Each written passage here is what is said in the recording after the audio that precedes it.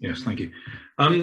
So I'm John Gibbons, Vice Chair of the group of experts on cleaner electricity systems, chairing the panel. As you can see, we've got an interesting lineup of speakers, and I hope some of you are also ready to chip in a bit later. Next slide, please. So the objective of this session is to look at clean hydrogen as a decarbonisation vector. The other one, prime vector, is electricity, biofuels. And as we've already discussed, it can be used for a wide range of applications as a fuel, for heat, or as a feedstock.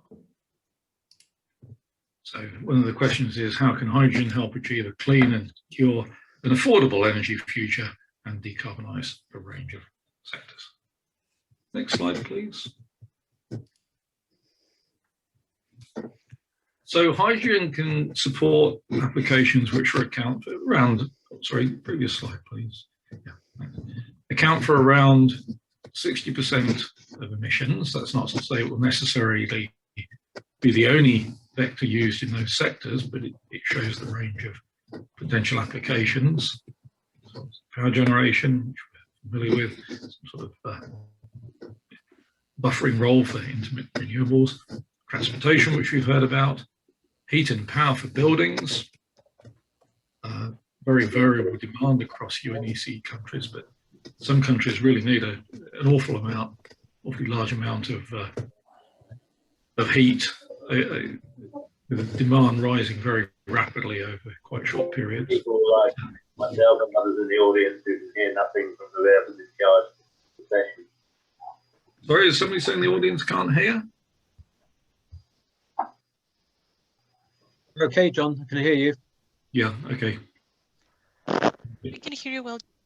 So Okay. here I'm on the both here and see very well.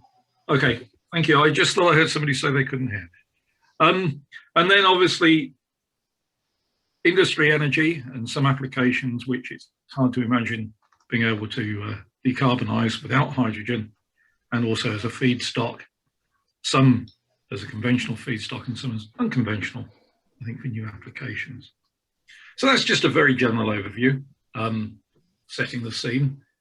Next slide, and then I think we're on to our first speaker. So if we can get started, can you introduce yourself, please? Hello, hello, can you hear me well? Yes, we can hear you well, Jürgen, thank you. Excellent. Hello, Jürgen Peters. I'm PwC from the sustainability team in Germany. Working with the company for 2 years now, but sort of having initially an energy engineering background, and I'm working for PwC on the hydrogen development activities. And one of these activities, if you want to go to the next slide, is a demand assessment, a global demand assessment we are doing together with the WEC, World Energy Council, and EPRI, where we try to identify the different demands at the regional but also sectorial level, and try to get a better feeling on what is the role of hydrogen in the energy transition and which sectors will benefit most from using hydrogen in the near, medium, and long-term future. We will publish all of this in a report soon, published due in June. There will be 3 different pillars in this report, and you can see them here. So one is based on the various national hydrogen strategies. I mean, Germany has one. There are more than 20 countries now with national hydrogen strategies in place. We will look at the hydrogen demand globally. Then we'll identify the breakdown per region and ideally per sector. And then we look at hydrogen value chains, regulatory bottlenecks, etc. So the first part of this report is going to be due in June, and then we will publish further industry insights, innovation insights this year and in 2022. but on the next slide, we want to give you a bit of a brief outline on what we are doing now and where we stand. So all of this, I mean, is sort of preliminary findings. But if what we have done, we had a look at all the various reports that are available on hydrogen, and you find different ones. You know, you find industry players, Shell, BP, but then you find the Hydrogen Council. You find, at the end of the day, it was something like 10, 15 reports we have analyzed for the global level. And then we benchmark them all against each other. I mean, at the moment, the starting point, if you look at 2020, it's around these 75 million tons of hydrogen. And then depending on the sort of on the report, on the data published, we can see a growth path which has a fairly large spread, right? And what we will do in the report, we will cluster this large spread into different categories. You know, we try to cluster it into a climate category, let's say 1.8 degree temperature rise, then 1.8 to 2.3, and then above 2.3. So unfortunately, we are not done doing this, so that's why we cannot show it to you now.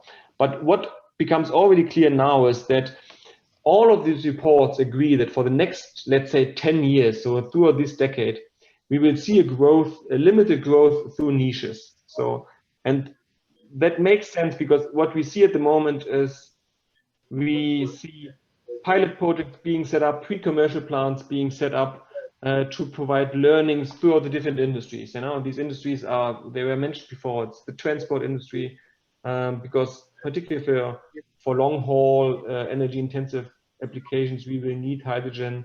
Similarly, we see first prototypes for aviation fuels, synthetic aviation fuels. We see it in the shipping sector, but very importantly, we see it in the energy sector, in the industrial sector, sorry, where we have two different pathways.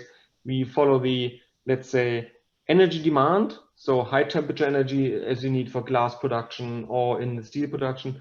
And then you have the second one, which is the feedstock route. So in all these sectors, we see a pilot plant developing, positioning of companies throughout this decade. And then the larger growth is only going to come after 2030, because if you think about using or operating hydrogen steel plants, you need huge quantities of hydrogen. So, and for Central European countries, it's not going to be possible to produce all of that in Germany or Europe. So we will be heavily energy importers, but to import these larger quantities, you would need the infrastructure in place. And with the infrastructure, to put the infrastructure in place from, let's say, solar or wind production in, let's say, Morocco, to the hydrogen export terminal, to the transport infrastructure, be it pipelines or ships, to import, and then the pipeline infrastructure here. 10 years go by very quickly and easily. So, and that's why this explains a bit the graph, why we see this slower trajectory for this decade and maybe going into 2030, and then we see the stronger growth afterwards. That also correlates obviously with the cost development. I mean, hydrogen costs at the moment, we see it varying from, let's say, $3 to $8 a kilogram, depending on your resources and on the project setup. But then going towards 2050, we can see much lower prices. So already starting 2040, we might see $1 a kilogram for hydrogen, $1 to $2, it depends. And that correlates with, once you have the economies of scale of large infrastructure, you will see the cost of hydrogen coming down. I saw a few questions in the chat, but I think we are going through the different presentations first and then have a discussion afterwards.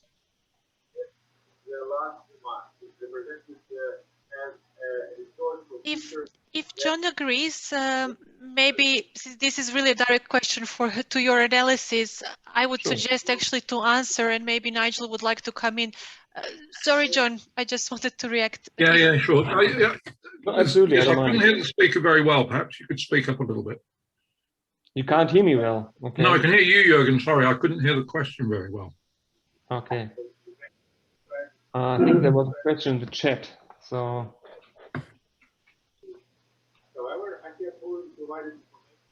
John's question was from me. Yeah, okay, sorry. I can hear somebody talking. I couldn't hear what was going on. Yeah, sorry, no, John, it wasn't me that was talking. Do you want the question? Yeah, sure. Why not? So The comment for Jürgen was really just to understand if the work he's done uncovered any evidence for how early demand for hydrogen might be related to targets, country targets set for net zero or decarbonisation. And reflecting that, for example, the EU has changed its target for 2030 fairly recently. I believe it's now a 55% reduction by 2030, whereas previously it was 35. So what difference do some of these changes in decarbonisation targets make to the potential early demand for hydrogen would be the question. Maybe there's what we see at the moment. Yes, we see the higher ambition at the national level certainly translates into subsidy schemes and the ambition to bring hydrogen into the various sectors. What we see actually as more importantly at the moment is that the industry is reacting. So we see large players in the steel sector, for example. If you look at the German steel manufacturers, all of them actually have hydrogen because they understand that in a Paris Agreement world, they will not be able to operate their business as usual. So they have to transform. And if they want to transform, they need to get in. I mean, these are high capex capital expenditure projects in the future. So they need to get a feeling for the technology now. They want to understand, does it work for me? How much does it cost?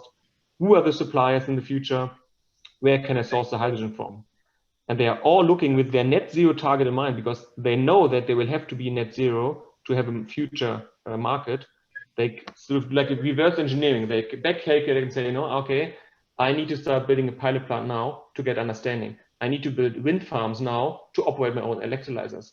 I need to start putting first pipelines in place locally to transport the hydrogen. And I need to build corporations with the gas infrastructure to make sure I can import in the future. So due to this national push on decarbonization targets and also the push from customers, if you think about the OEMs, for example, automotive industries, they start pushing the supply chain to say, we need carbon neutral products.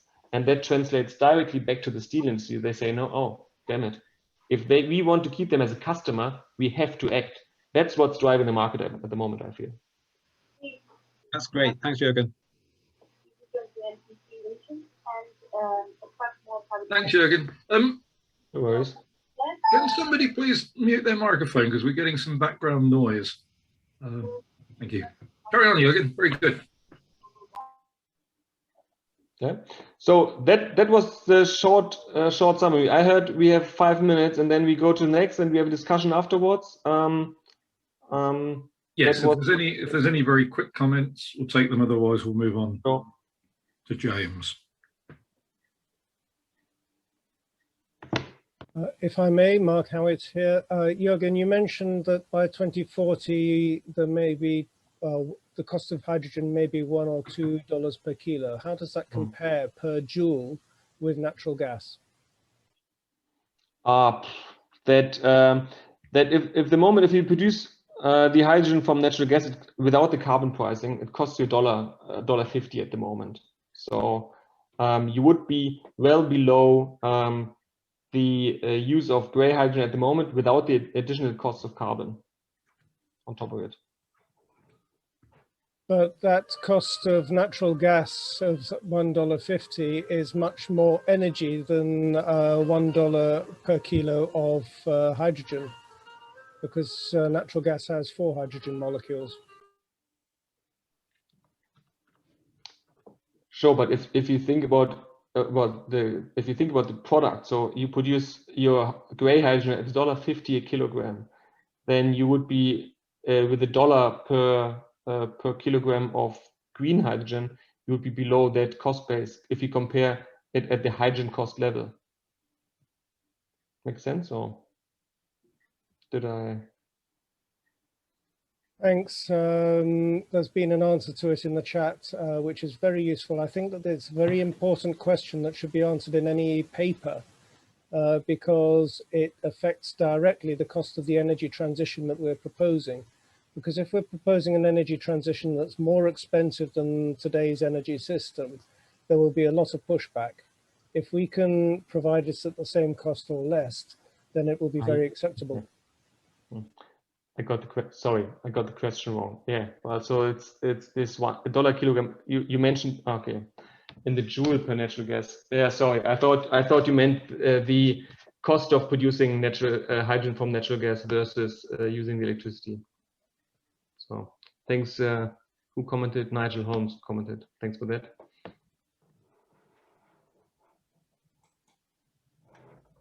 Can I just ask a quick question and we'll move on? I mean, you mentioned that it takes a long time to get anything going.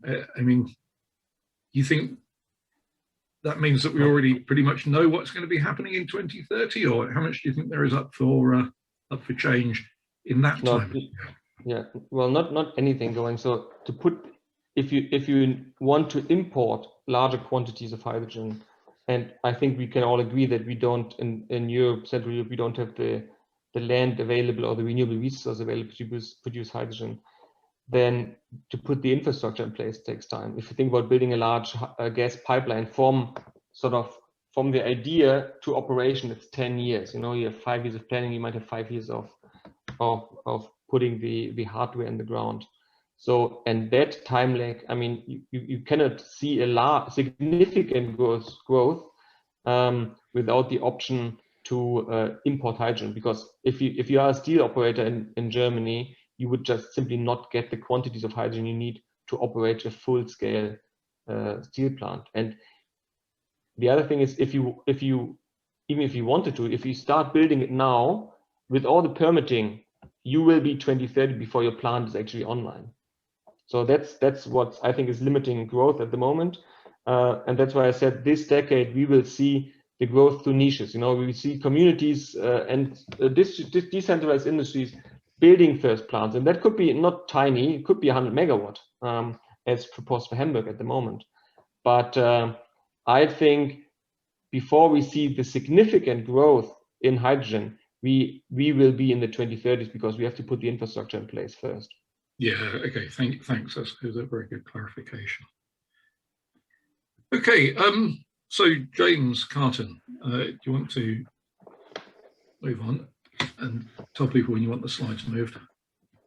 Thanks, John. I'm going to present hydrogen demand and use really in the transport sector. Do you want to just briefly introduce yourself? Yes. So I'm going to. So my name is James Carton, assistant professor in Dublin City University, Ireland. Also a World Energy Council fellow alumni, and I'm also involved with the UNECE task force. And actually, I'll give you some relationship with Ireland. Actually, yesterday, Ireland put in a law that we are to reduce our emissions by 51% by 2030. So this is going to cause all sorts of issues when you think about certainly the presentation I'm making on transport. That over 40% of our emissions come from transport in the wee island. So what I'm going to talk about today is just demand in hydrogen transport. Where is it today, 2018, 2019, in fuel cells, fueling stations, and then just look at where's the projections going, and see are they viable, are they optimistic, and see how much change that needs in the system. So next slide, please, John. So today the winners at the moment in transport technology and hydrogen certainly has been the forklifts in logistic companies, and again about 30,000 of those or more are deployed in the United States alone.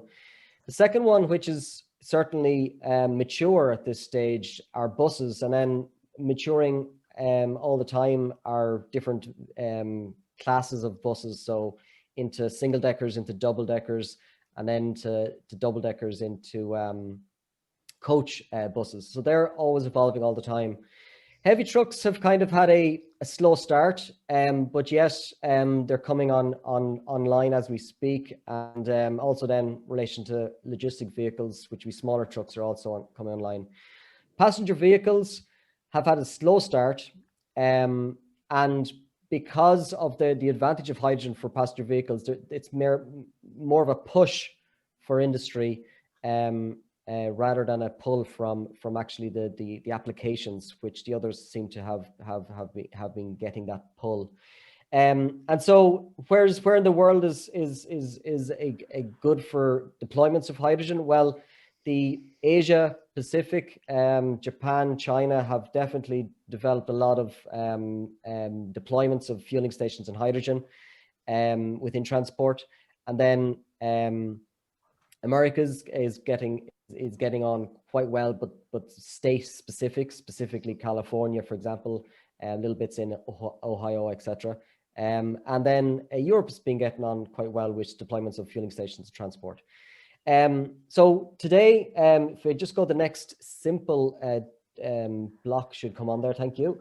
So today, if you kind of look around the world, hydrogen costs, so there's a huge difference here with value, cost, price, and I'm talking about here is at the pump. So when I go to fill up my car, bus, truck with hydrogen, if I go today in the UK, Ireland, into Europe, into the US, generally it's around less than €10 a kilogram, but kind of probably close to €10 a kilogram. And I'll talk about where that needs to go in the next slide. So next slide, please. So if you look at the projections for 2030, and this is, it's kind of, we can't look too far into the future with fuel cell electric vehicles because a lot of things can happen in 10 years, which makes a big impact. But certainly the likes of Japan and China have big ambitions, but the US has the biggest ambitions with fuel cell electric vehicles. And then Europe on the back, certainly for passenger vehicles, 3.5 million vehicles. And then in addition to that, we have goods vehicles and heavy goods vehicles, but also trains, which actually use a lot of hydrogen. So if we do the next tab, should be kind of 3 boxes come up, John. Thank you very much. So where we should be going in 2030 is a price at the pump of less than €6 a kilogram for hydrogen. And that means that would kind of coincide with certainly €1 to €2 production prices, and then a distribution price, and then a bit of equity there for the developers, etc. But that's the kind of number which would match in with you know, other equivalents in the transport area. Of all the numbers I put together here, if you look at the emissions saving, it'd be in the range of 29 million tons, which is effectively a small country if you actually assume that the hydrogen is green. And then really just the numbers I'm talking about, the big numbers of say 10 million vehicles in the globe, about half that for the UNECE region, that would only probably require around 10 million tons of hydrogen. So again, it'll depend on obviously the rollout, but it just puts some figures onto the page here. In a world where we have 2.5 billion vehicles, you know, a couple of million vehicles that are fuel cells is not much. We need to scale huge, as it was discussed in the plenary, and we need to invest a lot over the next 10 years. To the previous presentation, saying to make any sort of an impact on emissions, but also an impact on actually moving forward with hydrogen. Thank you very much, John. Thanks very much. It's interesting. Can I just jump in with a quick question? You talk about equivalence of price. A lot of the price in Europe and in the US is tax. How do you look at that? So these prices costs always come with caveats. So these would be unsubsidized, because tax is something we shouldn't think about. Probably in the early days for hydrogen, we should think of subsidies more than tax. So the price certainly will be at the pump and allowing, if you kind of taken all to the account of production, supply, distribution, and then obviously somebody needs to make a living. They would be the kind of numbers which would make sense, because it would compare with the likes of other fuels, including electric, actually, for a cost of per kilometer of range, etc., and have those advantages in the hydrogen vehicle. So tax, certainly the work I'm doing in Ireland and working in the north of Ireland as well. You know, tax isn't on the agenda yet, but what the governments and policy like about hydrogen is that it is potentially taxable because it's a molecule. It's very hard to tax an electron when you can't track it. So the difference there is if it's electricity, you can always get it from a socket in your home. Is that the? Exactly, and the equity of pricing of charging on electricity is difficult because of equity. So because you can getting at your home has one price, getting at the fueling station might be another. So hydrogen has to be got at the fueling station. Won't be. Yeah, I don't know whether anybody's asked a question, but drilling down into that one, then presumably if it's such a big advantage, people would have their own electrolyzers. Well, this depends on the other point that Jürgen made in his presentation is cost. So the cost element of electrolysis, it's not going to be in the next decade or 2 or 15 years, we'll say, at a price that you can just buy an electrolyzer and plug it in, 3-pin plug, and produce hydrogen. And it shouldn't be that, you know, there's no advantage of that for anyone if you're doing that. There should be, you know, certified hydrogen, you know, certified distribution, safety, regulation, all that needs to come into play. Yes, I mean, it's just as we know that people can avoid paying tax, they often exactly try. Yes. Yeah. Okay. Any other comments at this point? Yeah, I don't think there's any questions. Well, it's all good stuff for the discussion, though. So, Ian Moore, do you want to go next and introduce yourself, if you don't mind? Yes, thank you, John, and good afternoon, everyone, and thank you for this opportunity to share some thoughts on industrial hydrogen use on behalf of Avisian. Quickly, my personal background, I'm a chemical engineer with a background of industrial energy efficiency, and in more recent years focusing in a sort of low carbon area, and quite a bit of work with the UK government BASE around industrial fuel switching and hydrogen use and involvement in some blue hydrogen projects. Next slide. Just a very brief background to who we are. Avisian is a global consulting arm of the wider Worley engineering group, which is sort of split across 3 categories: energy, chemicals, and resources. And I guess hydrogen fits very firmly within refining chemicals, mining, metals, etc., and upstream as well. Next slide. Okay, so let's start by looking at where hydrogen is sort of used within industry today. On the right-hand side, we have a diagram from the IEA, which shows million tons of hydrogen growth from 1980 to 2019. And you see the sort of 3 core areas here are oil refining, ammonia, and methanol, where hydrogen is used as part of a chemical process as a feedstock and to facilitate or participate in the chemical reactions. Hydrogen is rarely used as a fuel at the moment in industry and tends to be only done so when we have an excess of hydrogen from a process where we have nothing else to sort of do with it. One complication is that there are some processes in refining petrochemicals which both generate and use hydrogen, and I guess we can look at net annual demand or gross annual demand. So I think these numbers are higher than the ones presented by Jürgen, because I think these show more of a gross view, which is, you know, refinery process it, producing hydrogen-rich gas and then using that, but outside of the refinery battery limit, you wouldn't see that as a hydrogen demand. And today, in a world, pretty much all of that hydrogen use is what we would call grey hydrogen use, so that would be unabated, primarily steam methane reforming hydrogen production without carbon capture. And in addition to that, there is some sort of coal gasification, but predominantly we're looking at currently SMR production. And hydrogen is used in some other sectors. We'll come on to iron and steel, and also, for example, in the biofuels area for hydrogenation of vegetable oils and the like. If we can move to the next slide. So, although there's obviously an inevitable focus on refining petrochemicals, ammonia and methanol, and chemicals, but also hydrogen offers a route to decarbonize other industrial sectors. And as Jürgen's talking about already, you know, the steel sector is one good example of that.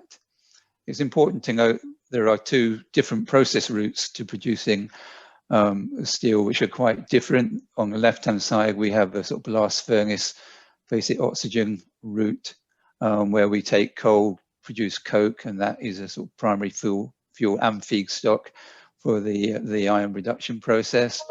And on the right-hand side, we have what's known as a direct reduction route, where we use a shaft furnace to produce what's called direct reduced iron, and we're actually using natural gas as a fuel and feedstock to generate a hydrogen-rich gas, which is then used within the reactions within the shaft furnace. So these are two separate routes with differences. Primarily, the blast furnace route is more symptomatic of found in North America and Western Europe, whereas the DIR, where there is an availability of coal and hence coke, and then in areas like the Middle East and Russia, Iran, Mexico, etc., there's more predominance of the DRI process. And I think, as Jürgen explained, you know, there are both incremental initiatives to decarbonize and sort of a larger step change. So we can look at using, you know, small amounts of hydrogen in a blast furnace. We can look at taking, say, a Midrex or energy and process for direct reduction and putting a small amount of hydrogen into the existing process. And then we can also look at sort of completely transforming a process into a new design. And, you know, the hybrid initiative in Sweden is for the direct reduction is a very good example of that, where maybe we're looking post 2030 at least before we're doing that on a large scale. But basically, you know, hydrogen is offering us a route to decarbonize these relatively hard to decarbonize industries. And then the next slide, please. I think, as well as using hydrogen as a feedstock and for chemical reactions, we can also look at hydrogen as a potential fuel across a whole range of different industries. We've been working with the UK government on fuel switching and the use of hydrogen as a fuel, and this offers great promise for decarbonizing pretty much all of the energy intensive sectors, from food and drink, chemicals, refining, all the way through to sort of glass and ceramics.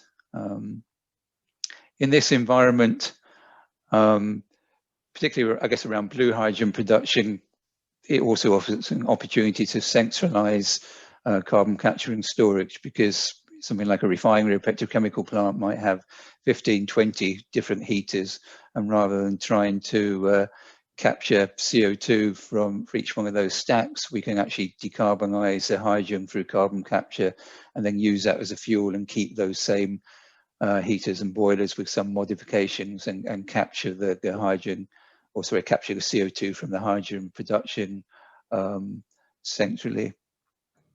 So in terms of fuel switching, on top of, you know, other options like switching to biomass and through electrification, hydrogen is another potential solution.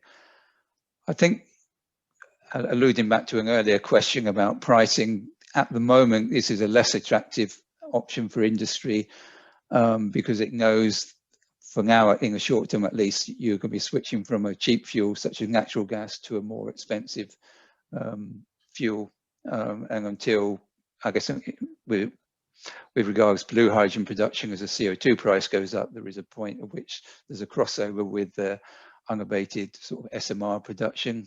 But basically, this is something that can be done and is exciting, but maybe if industry has hydrogen at the moment, maybe using it as a fuel is the least attractive option at the moment, but it will come. Next slide, please.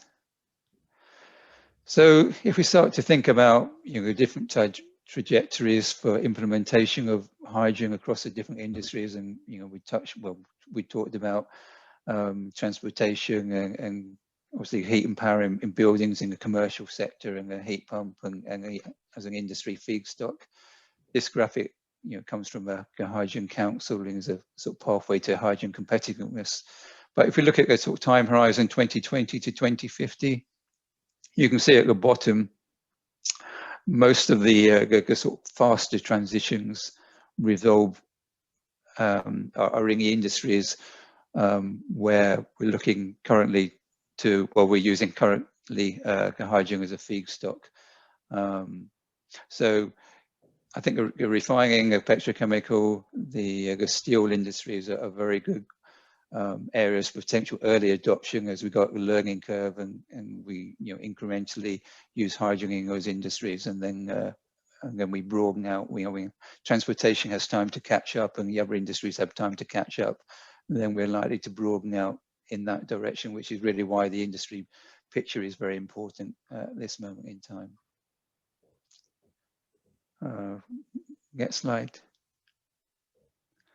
And really just as a summary and a scene setter for the further discussion, obviously, things like ammonia and methanol historically have been commodity chemicals, and the multinationals and the larger companies operating in this space have perceived themselves as being chemical suppliers. But going forwards, we talk about methanol and ammonia extended to being sort of fuels and energy vectors. So methanol, ammonia both have potential to decarbonize marine fuels, for example.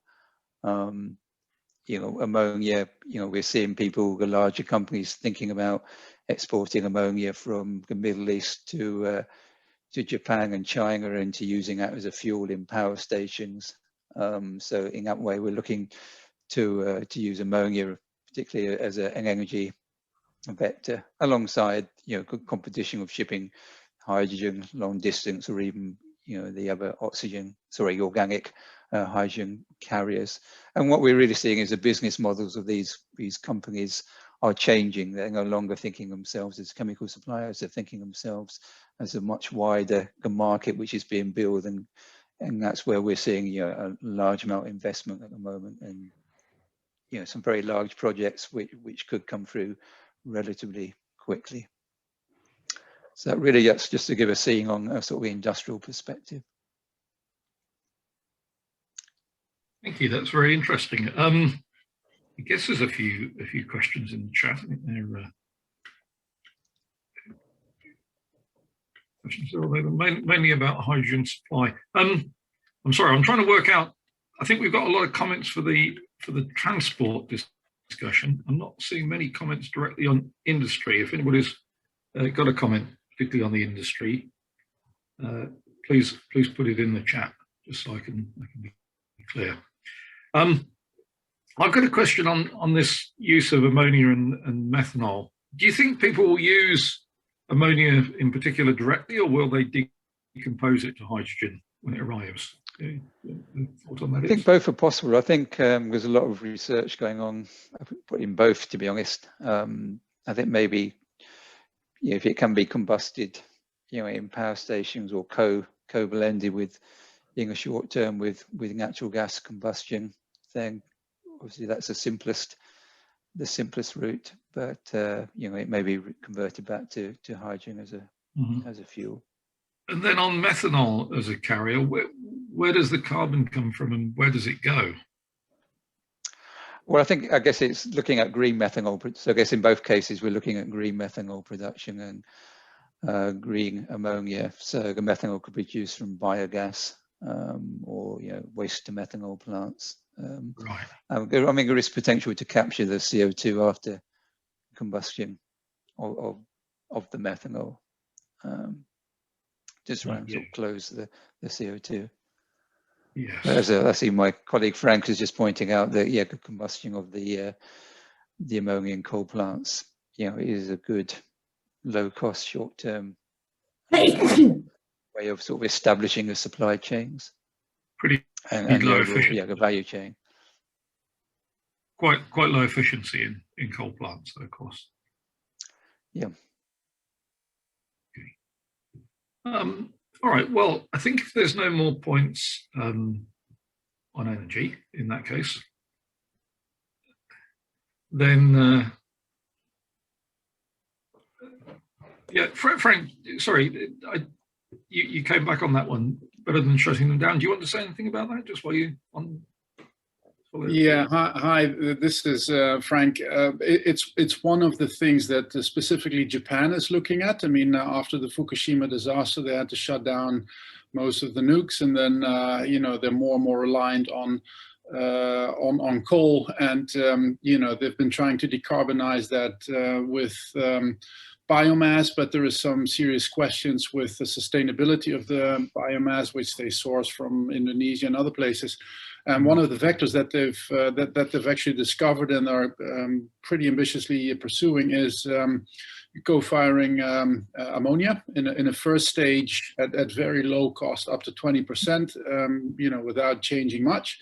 But in the end, you can actually basically completely chuck out the coal burner and replace it with ammonia, and you keep everything. I mean, that's the main thought behind it. It's a very quick decarbonization method, and eventually you can completely replace coal with ammonia. It's something that Japan has been looking at and is working on, so definitely interesting. I think if I look at the number of coal-fired power plants across the world, and of course also in Europe, it's one of those things.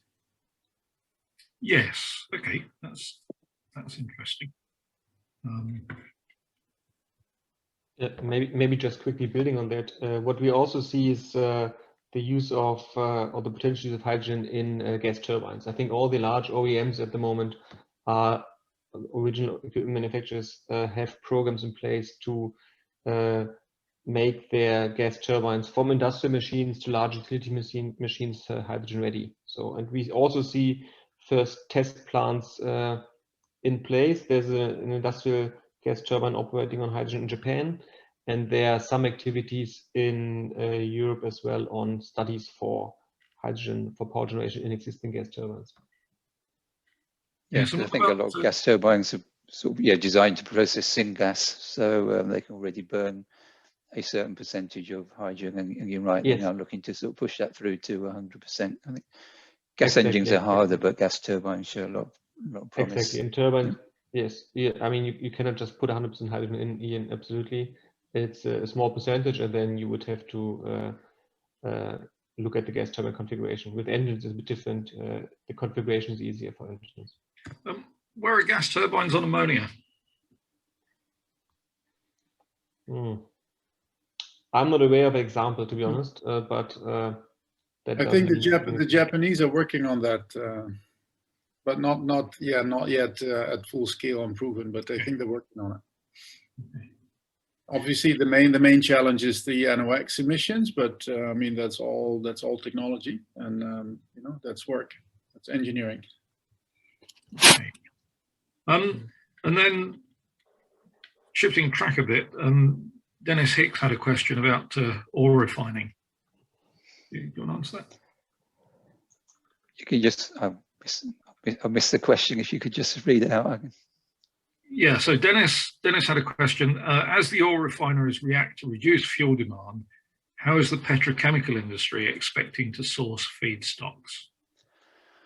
Well, I think obviously, oil refineries are obviously aware of the future, and more recently there's been advances around crude to chemicals. So I guess the latest new refineries in the Middle East and the like have been very much geared up to producing petrochemical feedstock as opposed to a fuel feedstock. So that will continue. I think ultimately then you got the recycling, the circular economy, how that will affect the petrochemical industry, and you have a sort of chemical recycling of waste plastic again as a feedstock, and then I guess into petrochemical industry because it will bio-based feedstocks as well, and or for example, if you produce hydrotreated vegetable oil as your renewable diesel, you create renewable propane, which then could be a low carbon C3 feedstock into the petrochemical industry. So, but I think firstly there'll be a shift of fossil fuels into petrochemicals away from transportation fuels, and then there'll be a growth of both recycling and bio-based feedstocks for the petrochemical industry. Okay, thank you. James Carton, I think you've got your hand up. Do you want to come in with your question or point? Yeah, I just had a we're question. basically moving into general discussion now, I should say. Yeah, I had a general question for maybe Ian and Jürgen, and it's kind of maybe to Jürgen is, are you going to split out the hydrogen demand in your study in between sectors? And then I'll maybe ask that first question first, maybe Jürgen, if you don't mind. Yeah, well, thanks for that. Yes, we'll try to split down into sectors. Unfortunately, the data situation is not great, right? Yeah. I mean, you find in the European Hydrogen Roadmap, you find a sector breakdown. So we will try to use this as a basis and see if we can find similar percentages for the different reports. But unfortunately, and to be honest, we were a bit surprised when we were going through all the different reports. For a topic that's being discussed so actively at the moment, the data situation is pretty poor, to be honest. So we'll make a qualified guess on the sector breakdown, but it's hard to come by with reliable numbers.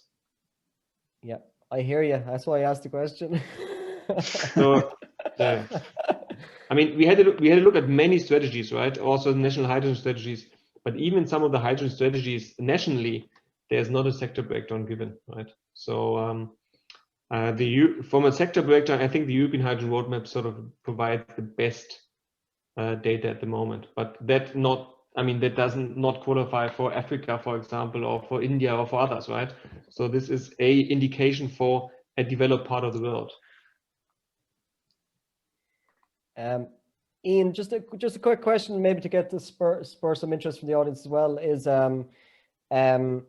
like the scale of transport, even if it's tens or even if it's hundreds of thousands of vehicles or into the millions of vehicles by 2030, it's still only going to be a small amount of hydrogen across the globe, or UNECE region, or Europe, or UK, or Ireland, or whichever. But industry really is the main stable for kind of decarbonization and use of hydrogen. So maybe my question is, kind of when we're developing in the plenary, there was mentioned hydrogen hubs kind of was a good idea, and there's a number of them across Europe certainly starting. But certainly when we look at projects today, we kind of look at what works, and certainly transport is the only game in town usually, because there's a bus requirement, there's a truck requirement. But really, how do you see that evolving with the industry need over, say, the next decade? Will that come like suddenly, or will it come slowly, just testing? In terms of the industry demand, I think yes, I think some of it will be incremental. I guess the question whether something like the ammonia market, or and Frank knows that we've been working on some very large sort of green ammonia projects and over gigawatt scale, and if they do get the sort of button to go ahead, then that could be a step change. Yeah. So I think it'll be a question of the sort of 10 megawatt up to 100 megawatt incremental electrolyzer projects on sort of refineries and the like, but potentially with some big bang projects and some of the big hub projects, the sort of scale that they're talking of. And really it's good to hear that there is industry looking at that, and some of the projects won't make it to end game, but some of them will, and that'll be kind of maybe really interesting for hydrogen supply, hydrogen demand, we'll say, from a demand use, because demand is key even for supply. Without demand, there's no reason for supply. Yeah. And I guess you see the UK with the announcement around the cluster projects there, and I guess a BB hydrogen plant, which presumably must see a demand for that, and if that project goes ahead, then that creates a hydrogen hub for the whole of the northeast of the UK, and then other projects can then develop off that. So I think that cluster idea is a very, very important one, and a link with carbon capture and storage as well, and then the offshore wind tying into the hydrogen production. So I guess the offshore wind hubs, hydrogen, those components coming together. I can add something. Maybe just adding quickly, there is for your information, there's a European Hydrogen Backbone report which outlines how the hydrogen network could expand over time from 2030 to 2050, I think, and it builds exactly on this. Clusters like Rotterdam linking to energy-intensive industries in Western Germany, and then sort of spreading out further, linking, interconnecting with each other. It's quite nicely done, I think, actually. So for your general information, that's a report worth reading. But sorry, Mark, I interrupted you. Yeah, it's okay. If I could add something on the rollout of hydrogen in gas grids. There are a number of projects that are looking at putting 10%, 20%, 30% hydrogen into grids. That's entirely the wrong way to go, because hydrogen has different flame characteristics, and you need 50% more hydrogen to go through the pipe compared with methane to carry the same energy. So therefore, every time you do an increment of say 20%, you need to adapt all the equipment at the end use. And then you go up to 40% and you have to do it again. And at 60%, you have to do it again. So by far the most cost effective and least disruptive way of rolling out hydrogen on the gas grids is to go 100% in a cluster and then to expand the cluster. And so you'll end up with, in a country, multiple clusters all growing towards each other until you finally make the final joins. I think that's a good point. I think, I mean, maybe up to 20%, being a lot of testing around, blended hydrogen in a gas grid, and maybe up to 20%.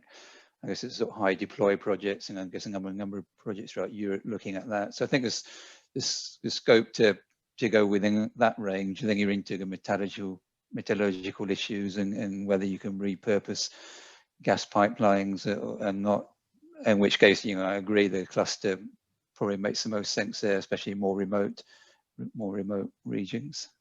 So I think there's a kind of range of options potentially available there. And I think it also captures the value. I mean, dedicated hydrogen pipelines capture the value of hydrogen much better, right? If you dilute it with natural gas, as a steel manufacturer, you want your final product to be green to sell it as a premium, right?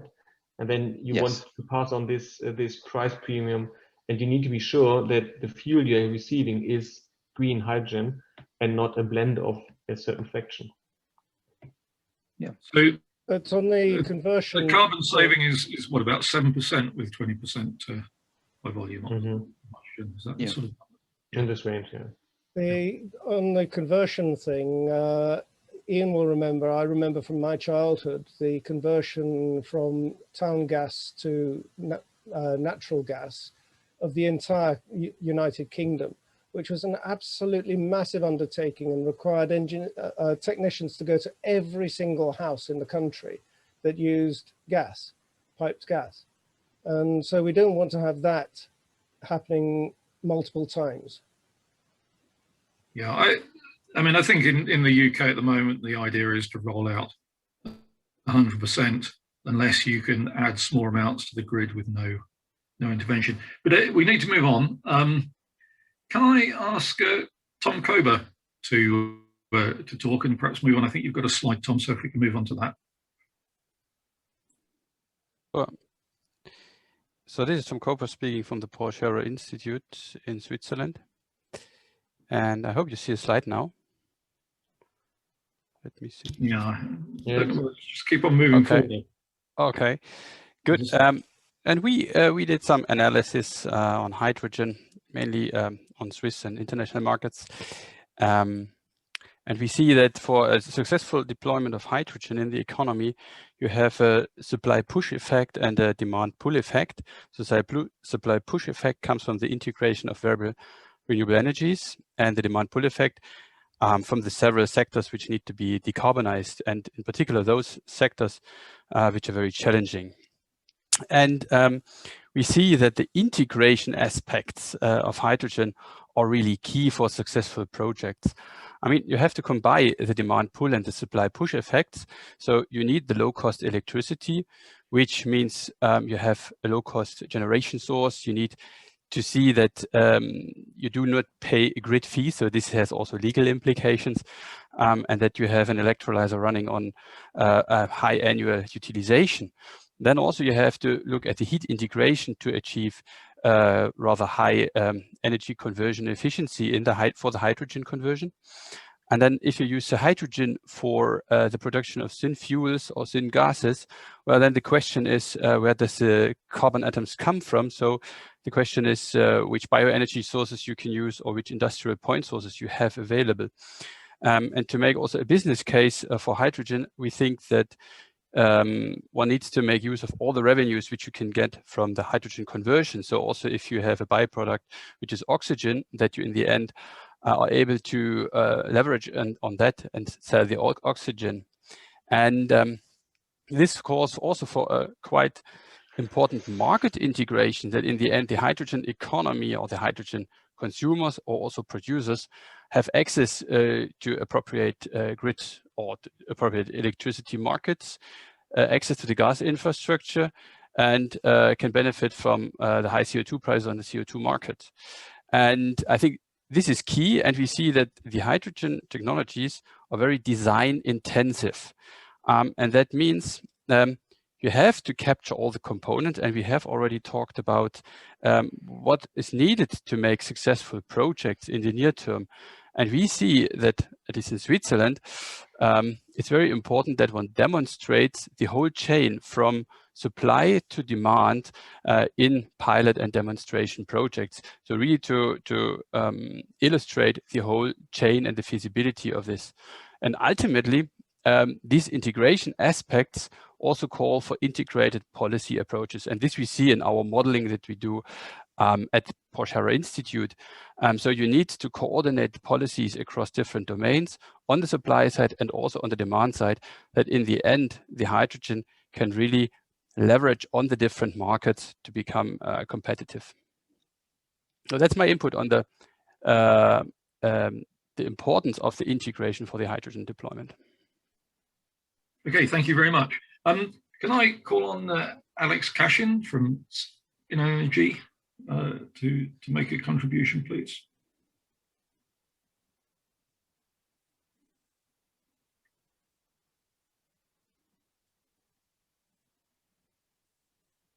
Hello, Alex, are you?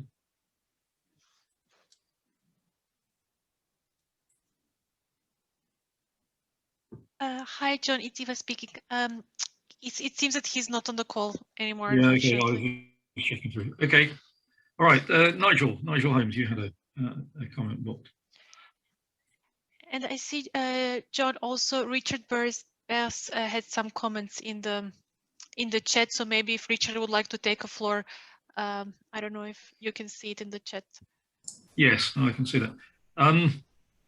Okay, can we just park that one for a little bit and just get Nigel, which I think has some bearing on that. Nigel, you wanted to make a comment about colours of hydrogen. Is that correct?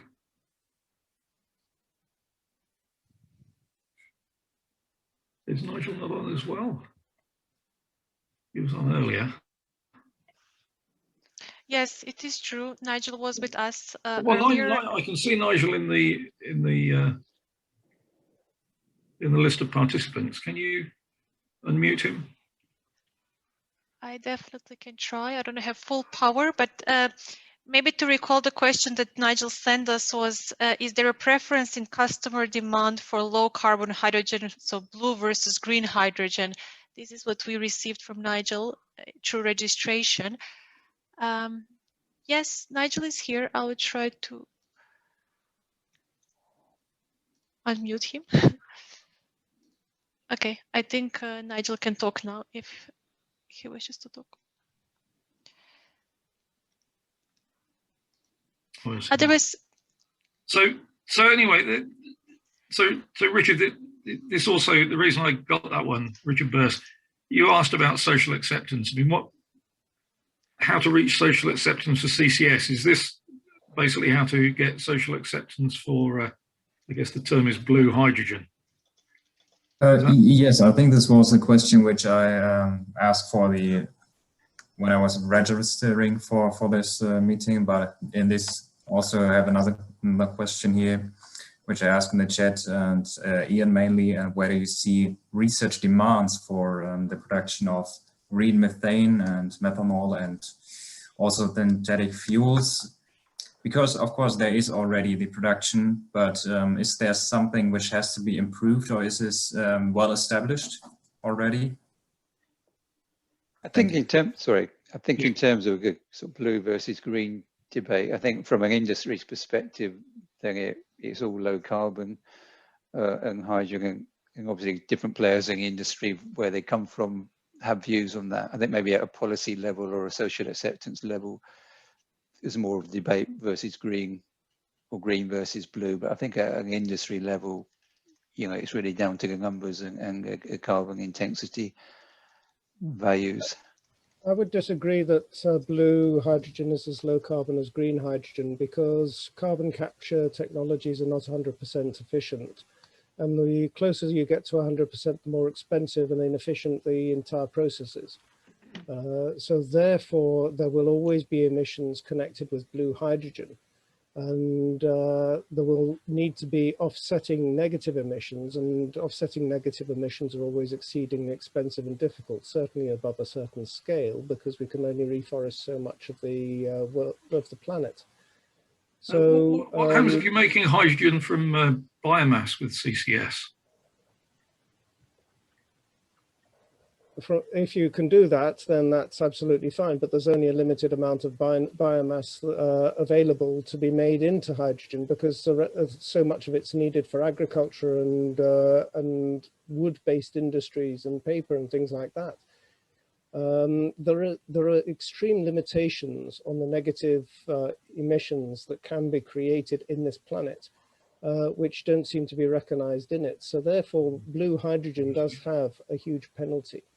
I think, I guess in terms of definition of huge, I mean, if we're talking about getting down to sort of 95% reduction with autothermal reforming, and obviously you've got the upstream oil and gas emissions, which is on top of the pure combustion. But you know, if you reduce the combustion limits down to or emissions down to say 95% plus, you know, we are talking pretty low carbon. And obviously, if you're taking electricity from the grid, as that decarbonizes, then that will probably have higher emissions. Obviously, if you ultimately get to completely renewables. So I think it's fairly low, but it's not very low. 95% will achieve 2040 targets, but it won't achieve 2050 targets. People think I agree. 95% is good, but 5% is bad. But I think inevitably by 2050, there's going to be a mixture of, you know, negative emissions and positive emissions. I mean, I think the transition will be ultimately towards green hydrogen, but blue hydrogen, I think, offers a way to accelerate through the, you know, industrial clusters and accelerate the transition until, you know, green hydrogen can you know, uptake. Maybe just building on that. I mean, if for stimulating demand in the short or near term, let's say, if you look at the EU taxonomy, which sort of clusters economic activities into green and not green, you see a benchmark for the hydrogen production of 3 tons of carbon dioxide per ton of hydrogen. So that would cover blue hydrogen as well, and not even far away from the 95% capture rate, but 80%. So if you do blue hydrogen production at the moment, then that could be under the EU taxonomy classified as a green activity in terms of your revenue streams. Doesn't matter what the classification. Does that include upstream emissions? No, it does not. It doesn't matter what the classification is in the taxonomy. The reality is that 3 tons of carbon dioxide emissions per ton of hydrogen is astronomical, and it's catastrophic for the climate. So, so look, what we'll say is, Mark, it's recognised that for net zero, you've got to get to net zero, and that the cost of achieving net zero with any technology has got to be, the full cost has got to be taken into account. That's obvious. I don't think people are necessarily going away from that, though they may think there are other ways of doing it than the ones you suggest, but the fact that it's got to be done is absolutely clear. So just moving through some questions we've got. Tim Carlson had a question, if you're on, Tim. Is Tim on?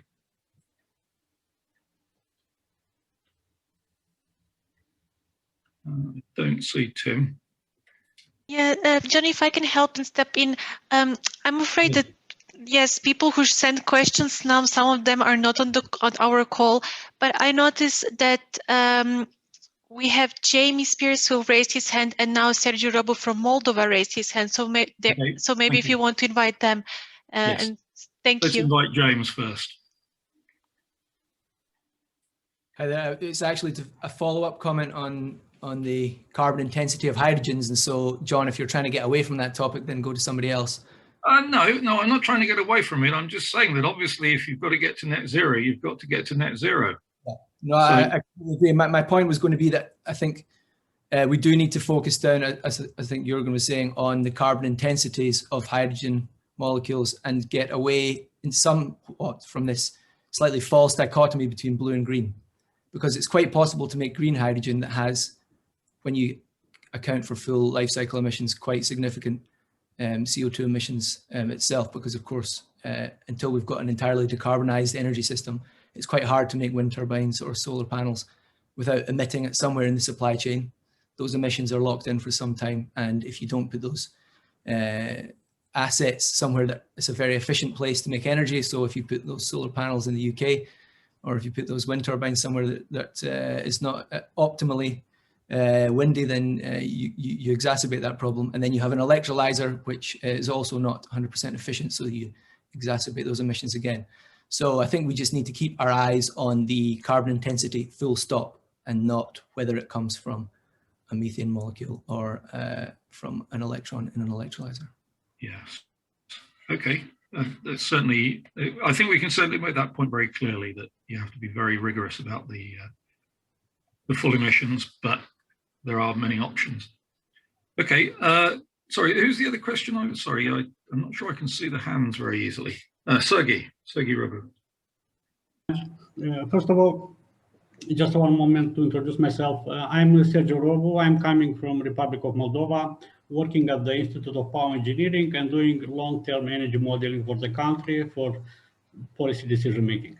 So, Republic of Moldova committed to reduce greenhouse gas emissions by 70% unconditionally by 2030, and I with my team did some modeling of keeping this target by 2050.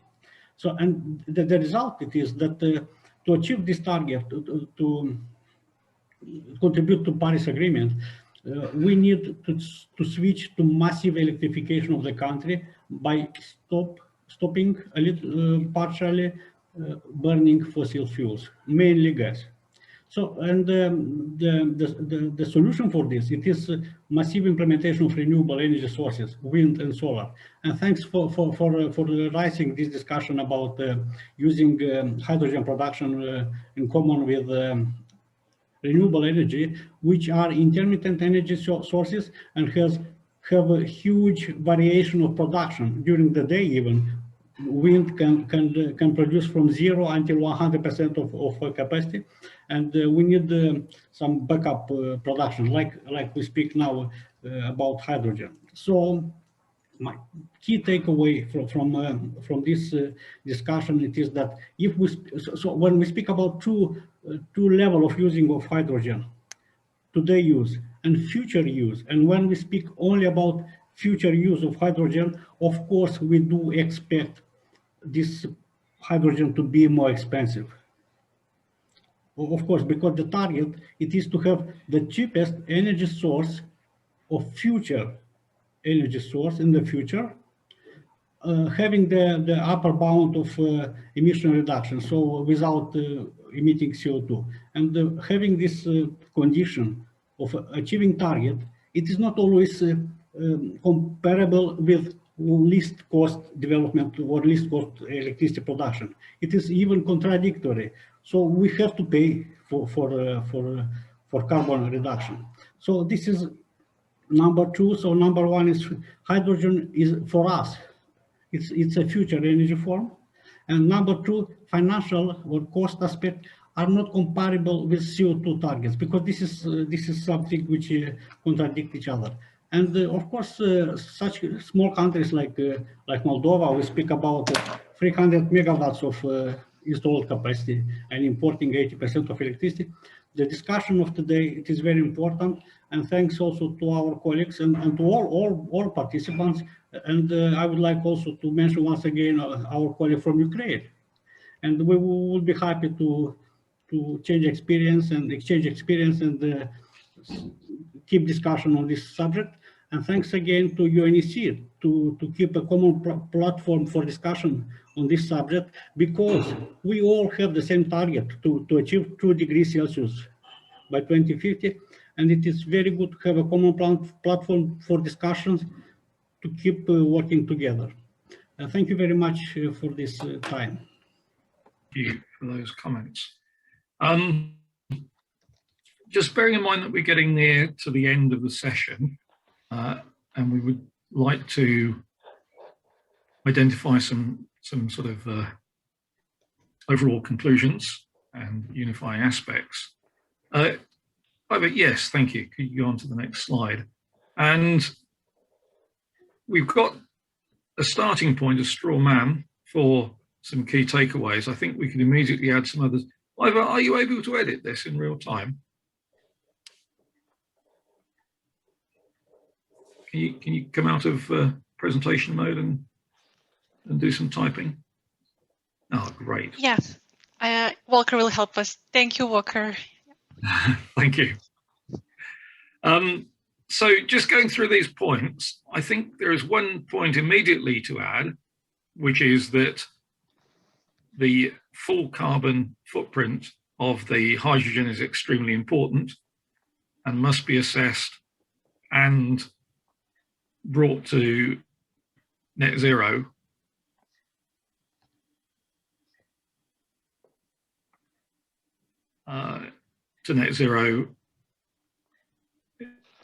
in a zero carbon future. So that's maybe that's not said quite right, but that, I think the sense is there. So just going through these points, I think the first point there, that it's got the potential to work in a lot of sectors. We've got long-haul transport, steel and chemicals, heating, and long-term power storage. Are there any other sectors that people would want to propose as significant applications for hydrogen? I would, and ammonia is already mentioned, but I think ammonia has a sort of a key role because you can, I mean, it's a huge consumer of hydrogen at the moment. And if you start blending or using green hydrogen, you can use a lot of the existing infrastructure. So you would get away at lower cost and introduce green hydrogen into a product that's being sold sometimes into a premium market as fertilizer. Okay, so we could add ammonia to the first bullet point, please. There's a comment on that there's a major push being shown, second bullet, for hydrogen vehicles. I think that we should add that this push should be encouraged by policy and incentives throughout the world. Okay.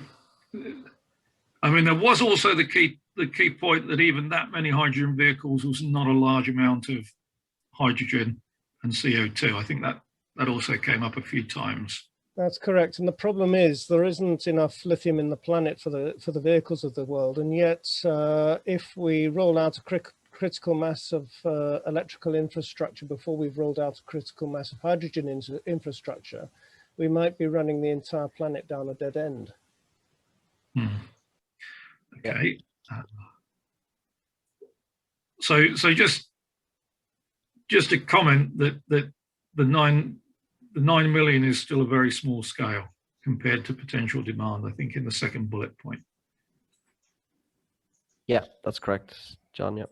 I would say yes, potential need rather than demand. Okay, well, if you could say it's relatively small compared to the potential need, or very small. I mean, just so that people realize that there's a lot more to be done.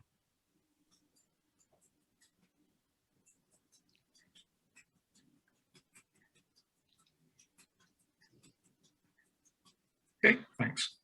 Third bullet point, current major industrial uses, refining ammonia and methanol. Anything else?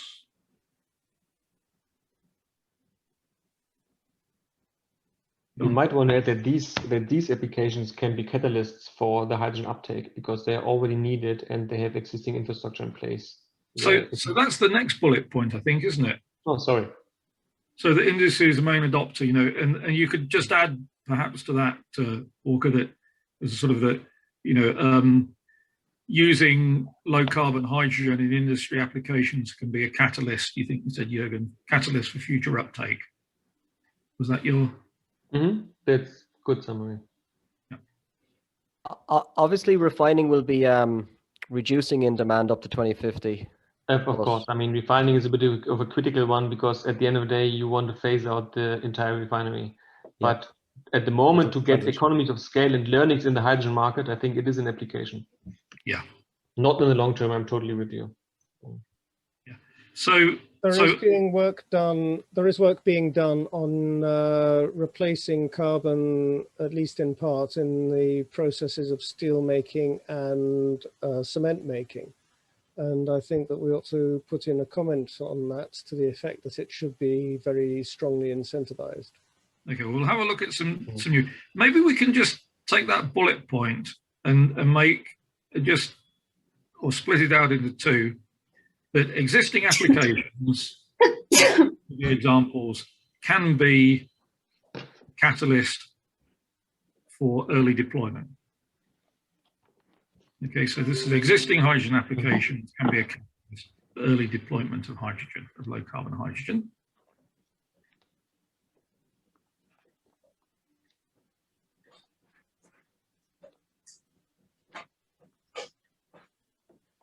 Excellent, thank you. And then new industrial applications could include steel, cement, and those. Just use another bullet point for that one. Bullet point. So we've got early applications. Other industrial applications. We make that one a bit stronger rather than saying they could be. I would say new industrial applications, including steel, cement, and whatever, should be encouraged and incentivized. Okay. And I would phrase it maybe high temperature applications. Then you cover steel, cement, but also glass and others. Yes, good point. And you're not competing with heat pumps or at that stage as well. And not electrification as well. Well, heat pumps as we know them anyway. Eh? I can't type it as quick as you're speaking, but we'll definitely form this. Okay. I think what we've just said is that fourth bullet should say, after cement, say, and heat and high temperature applications should be supported and incentivized. Is that correct? Yeah. And perhaps, I mean, that bullet point we've still got on industry perhaps should go before those two. But anyway, industry is the main early adopter in quantity of hydrogen. That seems to be the point. Yeah, I think the issue is that when we use hydrogen as a fuel, then you're into a pricing issue where if you use it as a feedstock, I think we talked before, you've got the higher values. That's the challenge for the high temperature applications, is that you've got to overcome the fact that inevitably you're making a more expensive, you're switching to a more expensive fuel in the short term. So this one about attractive proposition, the cost is noted. Attractive proposition for the chemical industry, a new business model from chemical producer to fuel supplier. I mean, I don't think we heard very much on that, did we? Or I think that's aviation, if I'm not wrong.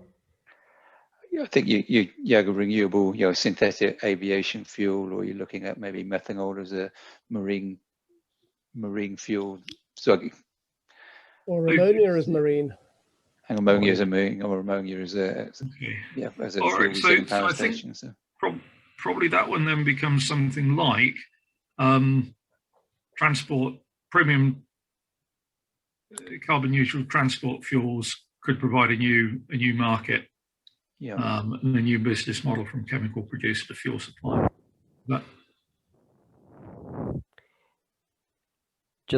I think Sergio made a good point here on the balancing of our energy system, which was talked about a little bit with gas turbines and with hydrogen. But if we are going to large res penetration, we do need backup, and that is again an end use. So just yeah, so there's been a bit of a debate in the chat about whether that's best done with hydrogen or batteries. I think it depends on a number of things. well, you won't get the seasonal with batteries, and again, if lithium can't even supply the cars, won't supply the energy system. So, but I think this feeds into, I think the other discussion that's in parallel with this is salt storage and stuff. So there's a kind of a crossover there. Yeah, so we haven't got that electricity system. I don't actually recognise a great need for seasonal electricity storage because if you have the right proportions of wind and solar, they tend to be opposite seasonalities, and you can get away with most of them. I think it depends a lot on your demand as well. On the carbon transport fuels, can we add, just after the word fuels, in brackets, for example, aviation shipping? Just so that people know what we're talking about. Yeah, that makes it clear. I'm with James, though. I think there's definitely, at least in some markets, a strong suggestion that we will need interseasonal storage or some storage. Interseasonal, I think interseasonal doesn't mean 6 months. It does mean 4 weeks. Yeah. There is seasons where wind doesn't blow in Ireland for 4 weeks at a time. Yeah. So I think for a heating, I guess, yeah, if you're talking about sort of national heating, like the schemes proposed for the UK, then you do need, salt cavern storage of. Okay, so let's just put another bullet point that says salt cavern storage. I'm very sorry. I need to interrupt you. I have been really enjoying this discussion, and I'm happy to see that everybody is so enthusiastic. We have been called from the plenary that we should start migrating. My colleague just came to the office and reminded me that we have to unfortunately go back to the plenary and continue with a bigger group. This is not set in stone. These are the takeaways now from our discussion. We will now share with other two groups, and you can again develop it there in the plenary. So it's not a final report by the UNECE, so we can still work on this language later. But we have to migrate. I'm being reminded for the third time in the last 5 minutes. I shared the link with you again in the chat. If you can please migrate. John, the same link that we joined up with at the start, is it, Eva? Same link from the start, correct? Yes. Fine. Okay. So if whoever's editing that last slide, put in salt cavern storage, please, just so we have a placeholder for it. Okay. See you, everyone. See you back in the plenary. Thank you so much. Thank you, John. Thank you for moderation. Thank you for all contribution. Thank you for great presentations. Yeah, thanks for everyone. We got going. We should always we could lie about the time and have an extra half hour. We need to migrate. Walker, do you mind sending me this language via email so I can put it to me and John, please? Yes, please send it to me and John. Thank you so much for your help. Okay. Thank you. Worries.